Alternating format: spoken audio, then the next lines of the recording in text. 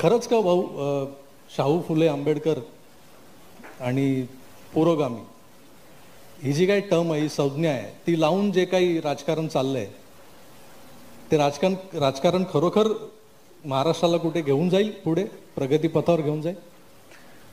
मला तसं वाटत नाही. मी अगदी पहिली गोष्ट म्हणजे मी पॉलिटिकल सायन्सचा विद्यार्थी नाही आहे. मी राज्यशास्त्र शिकलेला नाही.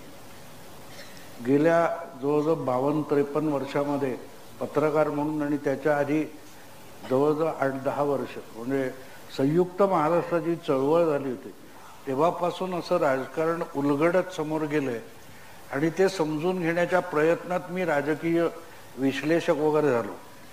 आणि विश्लेषण करताना मी असं म्हणतो नेहमी की पुरोगामी प्रतिगामी असं काहीच नसतं, आपणच ठरवतो. मित्रांनो, अंधार नावाची गोष्टच नाही आहे. सूर्य नसतो म्हणून आपण अंधार म्हणतो. एक अशी गोष्ट ऐकलेली मला आठवते की एकदा अंधार इंद्राच्या दरबारात गेला आणि म्हणाला की हा सूर्य माझ्या मागे हात धुवून लागलाय, मी काय त्याचं घोडं मारलंय, मला वाचवा त्याच्यापासून. तर इंद्राने ऑर्डर दिली, त्या सूर्याला बोलवा. तो सूर्य आला. म्हणाला, का रे बाबा तू त्या अंधाराला का त्रास देतो? तो सूर्य म्हणाला, कोण अंधार? मी अंधार म्हणजे काय ओळखत नाही. कोण अंधार आहे? त्याला आणा समोर, त्याने सांगू देत मी त्याच्यावर काय अन्याय केला. आता इंद्राच्या दरबारात त्यांनी सांगितलं, बरं ठीक आहे, जा अंधाराला घेऊन. मी नाही येणार म्हणाला, मी त्याच्याकडे येणार नाही, मला तो त्रास देईल. अरे पण तुला इंद्राने बोलवलं नाही, मी नाही येणार. म्हणजे समोर यायला तयार नाही आणि तक्रारी करत राहतो, त्याला पुरोगामी म्हणतात.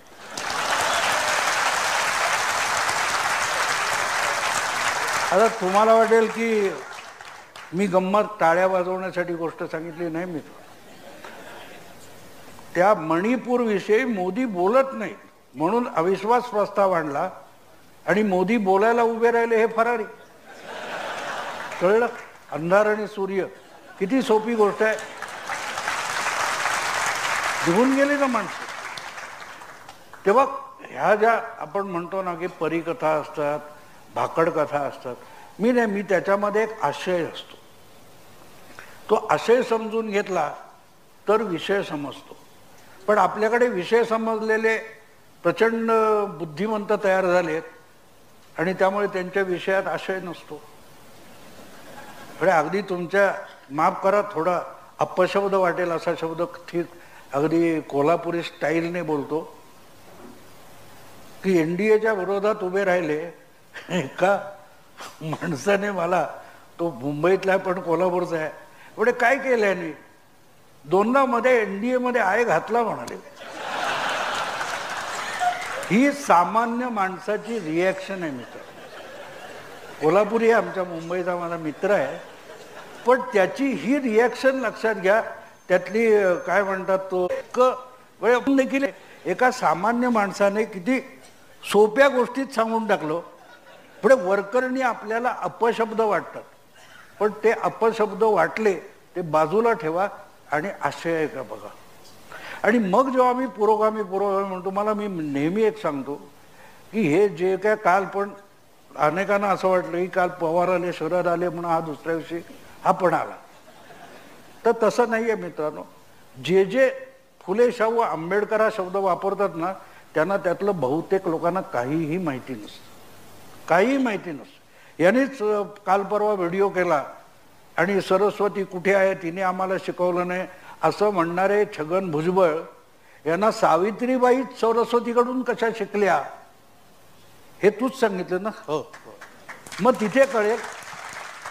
चंद्रकांत भुजबळ पोपट, आपला छगन भुजबळ पोपटपंची करतात, त्यांना फुले शाहू आंबेडकर सावित्रीबाई काहीही माहिती नसतं, काहीही माहिती नसतं. पण बोलायचं. अहो तुम्हाला साधी गोष्ट सांगतो, तो सत्यनारायण घरी करतात ना तुम्ही, ते भटजी येतात, बोलतात आणि ते बोलत असतात, थोडे पाणी थोडा, हात जोडा वगैरे वगैरे, आणि खालची ती पोथीची पानं सरकवत असतात. त्यांना सांगायचं थांबा जरा, आत्ता कुठे वाचलं ते दाखवा. त्यांना आठवत नाही. त्यांचं पाठ झालेलं ते बोलत असतात, पानं पलटत असतात. तसे सगळे पुरोगामी सत्यनारायणाची कथा सांगतात. त्यांना माहिती नाही, खरं तुम्हाला सांगतो. म्हणून मी एक व्हिडिओ केला होता की सगळे ते फूड ब्लॉग्स असतात, त्याच्यात जे असतं चवीपुरतं मीठ, तसं आपल्याला पाहिजे ते करतात आणि त्याच्यात चवीपुरते फुले शाहू आंबेडकर टाकतात. त्यामुळे पुरोगामी प्रतिगामी असं काही नसतं. मला वाटतं तुम्ही उजव्या, अरे मी उजवा आहे म्हणजे तू माझ्या डाव्या बाजूला उभा आहेस म्हणून तू डावा होत नाही. तू इकडे येऊन उभा आणि कसा डावा आहेस तो दाखव मला. म्हणजे हे ठरवलं कोणी? उजव्यांना उजवं ठरवलं, ते स्वतःला डावे म्हणतात. त्यांनी उजव्या बाजूला उभं राहून तो डावा आहे दाखवावा.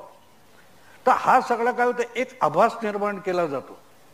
मी एका मुंबईच्या इंग्रजी दैनिकाने मी 2014 आणि 2019 दोन्ही वेळाला लोकसभा निवडणुकीला पुस्तकं लिहिली होती आणि मोदी बहुमत कसं मिळवतील एका पक्षाचं, मोदी 300 क्रॉस कसं करतील, ही दोन्ही पुस्तकं होती. तेव्हा त्यांनी मला बोलवलं होतं आणि म्हणजे तुम्ही काढलं कुठून, तुम्ही सर्वे करत नाही.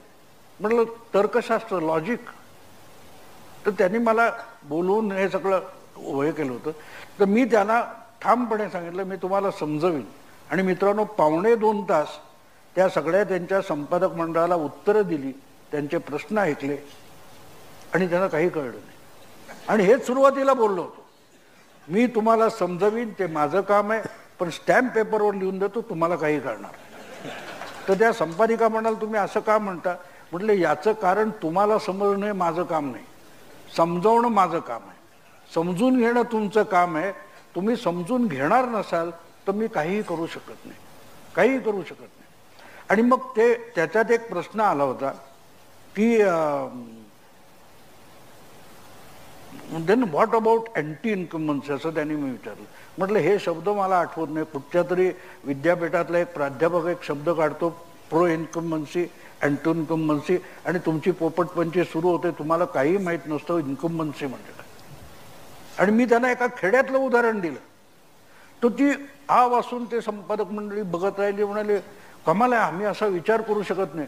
म्हटलं असं नाही, तुम्ही विचारच करू शकत नाही. तुम्ही टिपिकली ती मेंढरं असतात ना, त्या मेंढराला पुढचे जे पाय दिसावे लागतात, समोरचं काही दिसलं नाही तरी चालतं, पण पाय दिसलं नाही तर मेंढरू पुढे सरकत नाही. तुम्ही तसे विचार म्हणतात आणि त्यामुळे तुम्हाला समजणारच नाही. त्यामुळे पुरोगामी का, पुरोगामी म्हणजे काय, तर मी फुले शाहू आंबेडकर नाव घेतो, हा जो प्रकार आहे त्यातून हे पुरोगामी आणि हे झालेलं. अगदी सोपी गोष्ट तुम्हाला सांगतो मित्र, सोपी गोष्ट. माझा एक मित्र आहे आणि त्या हिंदुत्व आणि वाद सुरू झाला, तर त्याला म्हटलं तू कधी मला ओरडताना ऐकलं का, आमचा गणपती खूप महान आहे, आमचा हनुमान किती महान आहे, कधी ऐकलं का? नाही. म्हटलं तू का बोंब बोलतो 5 वेळा दिवसातून? पण तुला माहिती आहे तुझा जो कोणी गॉड आहे त्याची तुला गॅरंटी नाही आणि त्यालाही गॅरंटी नाही. माझ्या गॉडला माहिती आहे तो ग्रेट आहे, हनुमान ग्रेट आहे, गणपती ग्रेट आहे. मी बोंबलून त्याला सांगत नाही, तो बोंबलून मला सांगत नाही, कारण आम्हाला माहिती आहे काय ते. आणि त्यामुळे मुद्दा असा असतो की तुम्ही पुरोगामी आहात हे तुम्हाला ओरडून सांगायचं असतं, त्यासाठी तुम्ही आम्हाला उजवे म्हणता, प्रतिगामी म्हणता. भाऊ, एक मला आठवलं, फार वर्षापूर्वी, म्हणजे माझा जन्मही झाला नव्हता, पण मला हा प्रसंग आठवतोय, म्हणजे तुमच्याकडूनच ऐकला होता मागे. पुरोगामी प्रतिगामी हा जो जेव्हा वाद येतो आणि त्यावर आपण चर्चा करतो, तेव्हा 3 माणसांची नावं त्यात प्रामुख्याने घेतली गेली होती. म्हणजे मुस्लिम सत्यशोधक मंडळाचा तो किस्सा आहे. ट्रिपल तलाकवर एक मोठं निदर्शन सुरू झालं होतं, मोठा गाजावाजा सुरू झाला होता. त्यावेळेला भालचंद्र मुणगेकर, भाऊ तोरसेकर आणि हमीद दलवाई, हुसेन दलवाई, हे तिघेही या ट्रिपल तलाकच्या विरोधात मुंबईत एक मोठा मोर्चा निघाला होता आणि त्याचे अग्रणी होते. आज भाऊ तोरसेकर ट्रिपल तलाकबद्दल त्यांची जी मतं आहेत त्या मतांवर कायम आहेत. भालचंद्र मुणगेकर आणि दलवाई यांची मतं काय आहेत तुम्हाला माहिती.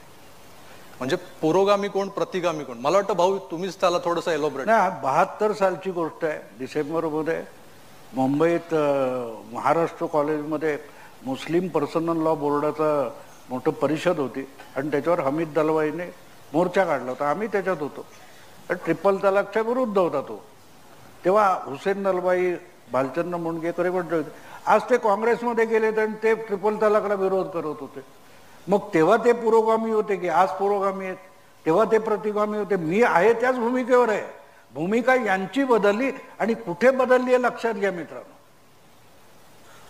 मनुवादी जेव्हा तुम्ही म्हणता तेव्हा संघाने ठरवलंय, भाजपने ठरवलंय म्हणून आम्ही विरोध करणार. तुमचा त्या कृतीला विरोध आहे का नाही?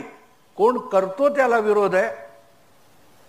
मी अस्पृश्य आहे, मी दलित आहे आणि मी त्या देवाला हात लावला, मूर्तीला हात लावला तर ती बाटली, असं जे म्हटलं जातं याला मनुवाद म्हणतात ना. मग तो मनुवाद आज जर संघाविषयी चालू असेल तर मनुवादी कोण आहे बघा. हे कसं होतं माहिती आहे का मित्रांनो? मार्केटिंग असतं, हॅमर केलं जातं. तुम्हाला आठवत असेल एक 7-8 वर्षापूर्वी एक टी व्हीवर जाहिरात यायची. मुलं कुठच्या कॉलनीत खेळत असतात, एक टेम्पो येऊन थांबतो, मग एवढा मोठा खोका असतो, ते 2 गडी उचलतात, काढतात, दोन हटो हटो हटो, आणि तो घरात आणून तो मोठा टी व्ही काय तो 57, 60, 90 इंची लावतात आणि मग ती पोरं पण गोळा होतात, बघतात, अमुक तमुक चाललेलं असतं. आणि तो कोणतरी एक असा दुसरा एक माणूस असं, अरे ये काय काय म्हणतात त्याला, डिजिटल का काहीतरी म्हणाल, हा स्मार्ट टीव्ही, हा स्मार्ट टीव्ही. अरे स्मार्ट टीव्ही नाही, तो ये डब्बा आहे. मग ती पोरं नाचतात, अंकल का टीव्ही डब्बा. पुढे तुमच्या डोक्यात घातलं जातं असा टीव्ही नसला तर आपला आहे तो उपयोगाचा नाही. अरे दोन्हीकडे दिसतंय ना बाबा. तो डब्बा कोण ठरवणार? तर त्यातून तुमच्या घरातल्या मुलांना तुमच्या बोकांडी बसवलं जातं. असला टीव्ही नाही आणला तर तुझा टीव्ही डब्बा, तुमचं पोर तुमच्या मागे हात धुवून लागतं. याला मार्केटिंग म्हणतात मित्र. तसं हे शब्द वारंवार वारंवार वारंवार बोलून तुमच्या डोक्यात घातले जातात आणि आपल्याला कळत नाही आपण त्या शब्दांच्या आहारी किती गेलो. एक साधी गोष्ट तुम्हाला सांगतो. एक बातमी तुम्ही हल्ली टी व्हीवर किंवा कुठे बघत असाल, आज उद्धव ठाकरे अमुक अमुक उस्मानाबाद किंवा काय असेल ते जळगाव आणि धुळ्याच्या कार्यकर्त्यांशी संवाद साधणार. अरे ते भाषण करणार, त्यांच्याशी बोलणार आहेत का? संवाद म्हणजे दोघे एकमेकाशी बोलतात, हे भाषण करणार, त्याला आजकाल संवाद म्हणतात. किती गंमत आहे बघा. जे शब्द वापरले जातात त्या शब्दाला अर्थ नसतो, त्या शब्दाचं मार्केटिंग केलं जातं. त्यांनी केली तर गद्दारी, म्हणजे उद्धव ठाकरेंच्या आमदारांनी विरुद्ध जाऊन काय केलं तर ती गद्दारी असते. पण उद्धव ठाकरे यांनी मतदारांनी दिलेला कौल डावलून जे काय केलं ती गद्दारी कशी नसते? लोकशाहीमध्ये मतदार श्रेष्ठ असतो आणि मतदाराने जर 2 काँग्रेस नको म्हणून या दोघांच्या युतीला मतं दिली असतील तर तुम्ही निकालानंतर तात्काळ ज्यांना नाकारले लोकांनी त्यांच्या बरोबर जाऊन सरकार बनवता. ही मतदाराशी केलेली गद्दारी असते. आणि याच्या पलीकडचा विनोद बघा, ते असीम शिरोदे नावाचे पुण्याचे वकील आहेत, ते सरकार पडल्यानंतर मतदाराचा हक्क म्हणून सुप्रीम कोर्टात गेले. अरे मतदाराचा हक्क तुला उद्धव ठाकरेंच्या विरुद्धात जायला पाहिजे होतं. पुढे ते लोक काय बोलतायत? अहो सगळ्यात मोठे घटनातज्ञ उल्हास बापट आहेत, ते कधी कोर्टात उभे राहिले नाहीत. मी विद्यार्थ्यांना घटना शिकवतो, रे उपयोग काय? उल्हास बापट जे तुम्ही टीव्हीवर बघता ते सत्यनारायणच्या भटजीसारखं आहे, पोथीत आहे. आत्ता काय घडतंय त्याचा काहीही पत्ता नाही. आणि तुम्हाला गंमत सांगेन मित्रांनो की ते सगळं चालू होतं त्या काळात मी एका बाजून ठाम होतो. महाराष्ट्रातल्या आपल्या मुंबईतल्या 2 मोठ्या वकिलांनी मला नंतर फोन केला, तुम्ही 8 महिने इतके कॉन्फिडंट का होतात? तुम्ही तो लॉ केलेला, तुम्ही वकील पण नाही आहात. म्हटलं लॉजिक होतं. आजपर्यंत सुप्रीम कोर्टाने कुठल्याही आमदाराला खासदाराला अपात्र ठरवलेलं नाही, तर यावेळेला का ठरवेल? तो अधिकारच सभापतीचा आहे, अध्यक्षाचा आहे, तर हा विषयच येत नाही. पण रोज उठून तेच सांगायचं, मग आपल्यालाही वाटायला लागतं हा असेल बाबा काय सांगता येतं. मग आपोआप तुम्हाला याची एक सायकॉलॉजी असते. मी कॉलेजच्या काळातला उडाणटप्पू मुलगा आहे, असं काही सभ्य विचारवंत वगैरे नव्हतो. तर आमचा एक उदय देसाई म्हणून होता, तो लाला लजपतराय कॉलेजचा होता. आणि दरवेळेला ओळख करून द्यायला तो उभा राहिला की मी उदय देसाई. तो लाला लजपतराय म्हणायच्यात मी म्हणायचो लाला लटकतराय असं म्हणायचो. तर एकदा ओळख करून देताना तोच लाला लटकतराय म्हणून गेला. हॅमर केलं की कसा परिणाम होतो बघा. त्यामुळे हे सगळं आजचा मीडिया हे एक प्रकारचं मार्केटिंग झालंय. म्हणून आम्हाला जो प्रतिसाद मिळतोय कारण आमच्याकडे विषयातला आशय आहे, त्यांच्याकडे विषय आहे आशय नाही आहे. आणि म्हणून मग हा जो त्यांनी प्रश्न विचारला की ते त्यावेळेला आम्ही त्या नागपाडा पोलीस स्टेशनमध्ये आम्हाला उचलून नेलं होतं. मुणगेकर होता, तरुण होतो आम्ही तेव्हा, हुसेन दलवाई होता. आता ते काँग्रेसमध्ये गेल्यावर भाजप करतो म्हणून विरोध करतात. आणि इतकी सोपी गोष्ट असते. तुम्हाला सांगतो की एक साहित्य संमेलनामध्ये त्या नयनतारा सहगलनं आमंत्रित केलं होतं आणि नंतर त्यांना ड्रॉप केलं. लगेच महाराष्ट्राचं नाक कापलं, ही चर्चा तावातावाने वगैरे वगैरे वगैरे. मी जानेवारीचा महिना होता आणि मी तुळजापूरला पत्रकार संघाच्या ह्याच्यात व्याख्यान द्यायला गेलो होतो. तर नंतर त्या पत्रकार संघाच्या पदाधिकाऱ्याच्याच घरी जेवण होतं. आम्ही जेवायला बसलो. त्याला म्हटलं जरा बातम्या तरी लाव, म्हटलं काय दिवसभर झालं कळेल जरा. पण आम्ही जेवत होतो, टी व्ही लावला. त्या ABP माझ्यावर चर्चा चालू होती. नयनतारा सहगल यांना आमंत्रण दिलं, त्या एवढ्या मोठ्या साहित्यिक हिंदीतल्या अमुक तमुक काय काय काय काय झालं. आणि मग त्यांना कापल्यामुळे महाराष्ट्राच्या काही ते नाक कापलं गेलं वगैरे वगैरे. मी ते बसलेले पत्रकार संघाचे पदाधिकारी होते. त्यांना म्हटलं कोण रे नयनतारा सहगल, तुम्हाला माहिती नाही. पण निदान कोल्हापूरमधला पत्रकार जो आहे, त्यांचे जे पदाधिकारी आहेत ते तरी थोडे बुद्धिमान आहेत असं मानायचं की नाही. त्यांना सुद्धा नयनतारा सहगल माहिती नाहीये आणि चॅनेलवर चर्चा चालली महाराष्ट्राचं नाक कापला. हा महाराष्ट्र कुठचा आहे तेच मला कळत नाही. नंतर मीच त्यांना सांगितलं ही नयनतारा सहगल म्हणजे नेहरूंची बहीण होती. हो का, आहे की नाही. आणि चर्चा तावातावात. अहो तुम्हाला सांगतो त्या तुमच्या एका चर्चेच्या कार्यक्रमात पॅनेलवर मी पण होतो, त्यामुळे मी कंटाळून शेवटी जायचा बंद झालो. अर्धा तास चर्चा झाली आणि अर्धा तास चर्चेत काय तर पवारांनी भुजबळांना सांगितलं यापुढे ही पगडी सन्मान म्हणून वापरा. मी त्यांना त्या अर्ध्या तासाच्या चर्चेनंतर म्हटलं फुले घालायचे त्याला पागोटं म्हणतात एवढं माहितीये, पगडी कधीपासून घालायला. मग सगळे गडबडले. पुढे पगडी की पागोडं हे सुद्धा माहिती नाही. याच्यावर रोज चर्चा चालतात. आपल्याकडे मान्यवर पाहुणे आलेले आहेत, म्हणजे कोण कोण बेअक्कल आले. आत्ता मग अशी कोणीतरी ज्येष्ठ मला म्हटलं, मला तो शब्द आवडत नाही. ज्येष्ठ याचा अर्थ बेकार असतो,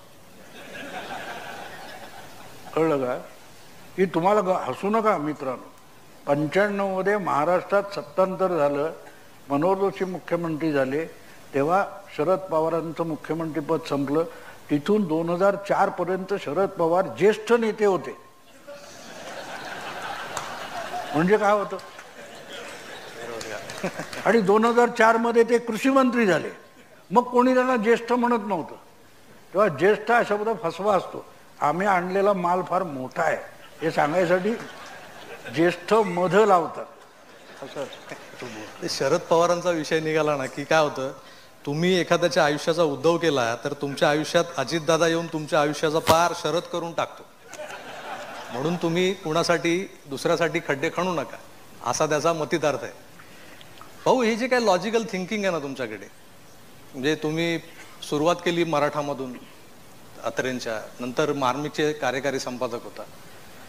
या दोन्ही नेत्यांचा म्हणजे थोर नेते महाराष्ट्राला लाभले होते, वंदनीय बाळासाहेब ठाकरे आणि आचार्य अत्रे. अत्रेंचा तुम्हाला सहवास लाभला नाही, पण बाळासाहेबांचा सहवास तुम्हाला लाभलाय. आपण सतत राजकीय चर्चा करतो, सारखं तेच राजकीय भाष्य करतो. मला वाटतं तुमच्याकडून आज कोल्हापूरकरांना बाळासाहेबांच्या काही आठवणी ऐकायला मिळाल्या तर आनंद होईल त्यांना. हे कमालीचा निरागस माणूस होता.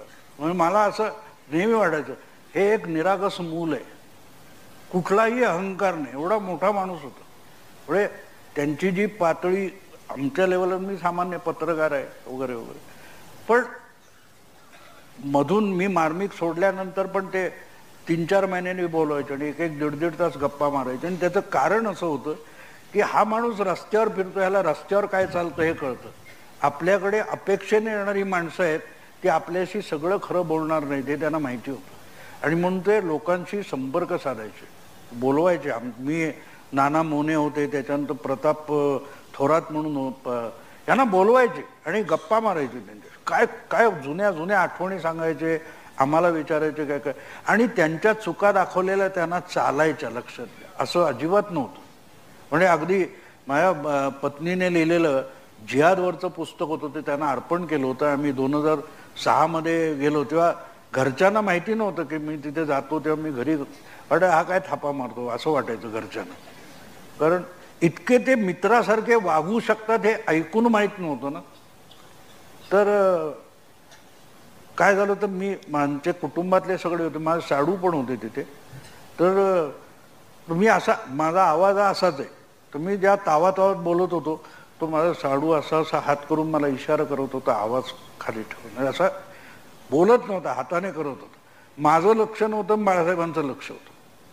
तेव्हा तुम्ही हात का करताय असा, तर तो इतका नाही, तिने हात लगेच असा धरला. नाही काय नाही नाही तुम्ही असं करत होतं. तो नाही नाही आवाज खाली येणार नाही म्हणाल. ते बाहेर सांगतात ठाकरेची टेरर आहे, इथे कोणाची आहे बघा म्हणाल. पुढे इतका साधा सरळ माणूस, साधा सरळ माणूस, आणि सामान्य कार्यकर्त्याविषयी जी आस्था होती.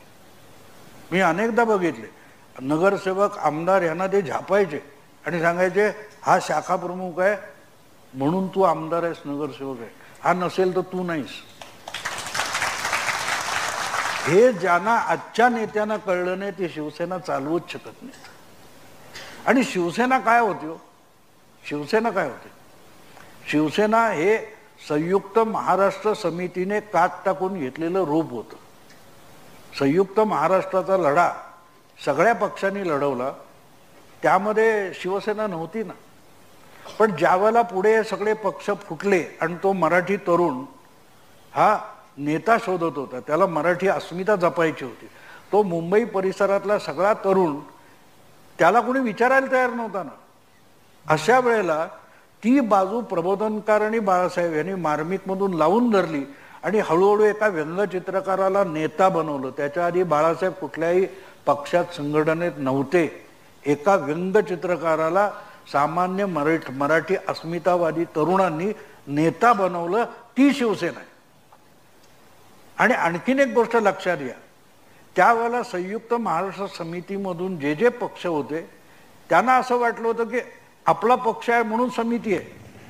त्यांना झुगारून शिवसेनेचं रूप त्या अस्मितेने घेतलं. आजच्या नेतृत्वाला वाटत असेल आपण म्हणजे शिवसेना आहोत, नाही. अस्मिता ही प्रत्येक मनात असते आणि ती मनातून बाहेर येते तेव्हा ती उघड रूप धारण करते. आणि हे फक्त भारतातलं हे उदाहरण आहे असं समजू नका. इस्रायल नावाचा देश 2000 वर्षापूर्वी पृथ्वी तलावरून पुसला गेला होता, 2000 वर्षांनी अस्तित्वात आला. त्या लोकांनी अस्मिता म्हणून जपला होता जीवनी. त्या अस्मिता कोणी संपवत नाही, कोणी मारू शकत नाही, ती उफाळून येते. पाकिस्तान तुम्ही बनवलात, त्यातून बांगलादेश बाहेर पडला म्हणजे काय, बंगाली अस्मिता म्हणून बाहेर पडला. त्यामुळे शिवसेना म्हणजे काय, तर शिवसेना ही अल्टिमेटली अस्मिता आहे. हे लक्षात घेऊन जर चालवली नाही तर ती शिवसेना चालवता येणार नाही. आणि म्हणून शिवसेना फुटली. भाजप वगैरे शिवसेना फोडू शकत नसतो, कुठलाही पक्ष कोणाला फोडू शकत नाही, हे पहिलं लक्षात घ्या. त्यामुळे एखादी संघटना चालवताना तिचा जो मूळ काय असतो ना, गुण असतो किंवा बीज असतं, ते जपावं लागतं, त्याची ओरिजिनॅलिटी जपावी लागते. ती ओरिजिनॅलिटी ज्यांनी जपली नाही ते सगळे पक्ष लयाला गेले. भाजप हा भारतातला दुसरा विचार आहे, लक्षात घ्या. काँग्रेस ही सोकॉल्ड पुरोगामी के ज्याला तुम्ही डाव्या विचारसरणीची अशी मानली गेलेली संघटना होती ती, आणि भाजप हे दोन विचार आहेत. त्यामुळे बाकीचे सगळे पक्ष तुम्ही बघता ते मूळच्या काँग्रेसमधून बाहेर पडलेले तुकडे आहेत. ते काँग्रेसशी लढत होते, कारण काँग्रेसमध्ये जेव्हा उभरत्या नव्या तरुण नेतृत्वाला वाव राहिला नाही तेव्हा त्यांना नवे पक्ष काढावे लागले. भाजप हा एक स्वतंत्र वेगळा विचार आहे आणि तो 50 साली स्वातंत्र्यानंतर राजकारणात आला, उभा राहिला. त्यामुळे बाकीचे आज एकत्र येतात, अरे गधड्यानं तुम्ही एकच होता, तुमचे तुकडे झालेत, हे कोणी त्यांना सांगायचं?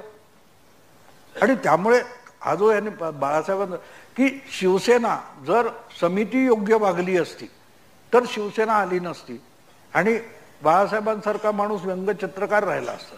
ते एका भूमिकेत होते, पण त्यांना नेता व्हावं लागलं आणि नेता झाल्यानंतर त्या माणसाने अनेक गोष्टी करून दाखवल्या. फरक आणखीन एक बाळासाहेबांचा सांगण्यासारखं आहे की तुमच्यातल्या किती लोकांनी माझ्या वयाचे असतील त्यांना माहिती आहे, पण अत्रे, डांगे, एस.एम. जोशी, नाग गोरे असे एकापेक्षा एक उद्धवराव पाटील, आम्ही संयुक्त महाराष्ट्राच्या आंदोलनात इतके जायंट नेते बघितलेले. म्हणजे त्यांच्या तुलनेत बाळासाहेब मला खूप छोटे वाटायचे सुरुवातीला, पण मग ते लोक काँग्रेसची सत्ता बदलू शकले नाहीत आणि बाळासाहेब बदलू शकले.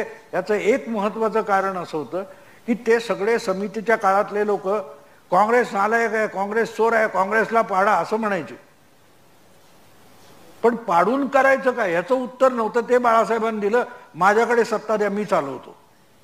हे जर अत्रे, डांगे वगैरे त्यावेळेला बोलले असते तर तेव्हाही काँग्रेस पडली असती. आणि निवडणुकीतलं ही सगळ्यात गोष्ट लक्षात घ्या. अरे हे घाणेरडं पाणी आहे, नालीचं पाणी आहे, ह्याच्यात माती आहे, ह्याच्यात व्हायरस आहे, अरे पिऊ काय ते सांग ना बाबा, मला पाणी प्यायचंय ना.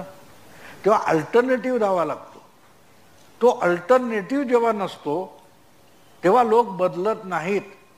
काँग्रेस 50 वर्ष या देशात पुन्हा पुन्हा निवडून येत राहिली. लोक वर्षानुवर्ष शिव्याशाप देत होते पण बदलत नव्हते, कारण बदलायला पर्याय नव्हता. मोदी सारखा माणूस आला, म्हणाला मी चालवून दाखवतो, आणि बघा राजकारण समजून घेणं अगत्याचं असतं मित्रांनो. तुम्हाला पर्याय द्यावा लागतो. एक साधी मी या ग्रामीण भागात बोलतोय आता, तो तुमची मुले आम्हाला देऊन टाका, आम्ही तुमची मुलीला सून करून घेणार. नवरावर कुठे आहे? नवरा मुलगा काय करतो? नाही ते ठरवू नंतर, ते नंतर ठरवू. द्याल का मुलगी सांगा मला, कोण मुलगी देईल? तुमच्या घरामध्ये नवरा मुलगा कोण आहे ते जर तुम्ही सांगणार नसाल तर आम्ही मुलगी देणार नाही. मग तेवढं पवित्र असतं. आणि त्यामुळे हे जे काय बनवतायत ना आघाड्या, त्यातून काही निष्पन्न होणार नाही, कारण त्यांच्याकडे दृष्टिकोन नाहीये, चेहरा नाहीये. म्हणून मला त्या दिवशी त्या जयपूरला डायलॉगवाली मुलाखत घेतली, त्याला म्हटलं आप भी चर्चा करो, एक बात समझ लो ना, एक ट्रेन निकलती है, लोग आकर बैठते हैं, लेकिन जब तक उस ट्रेन को मोटरमन और गार्ड नहीं होता तब तक वो ट्रेन छूटती नहीं है. तुम्ही पटण्याला बसा, बंगलोरला बसा, मुंबईला बसा, नाहीतर आणखीन रायपूरला जाऊन बसा, तुमच्या गाडीला मोटरमन कुठे आहे दाखवा. तेव्हा निकाल तुमच्या समोर आहे. मी वेगळं सांगायला नको, गाडी सुटणारच नाही. यांच्या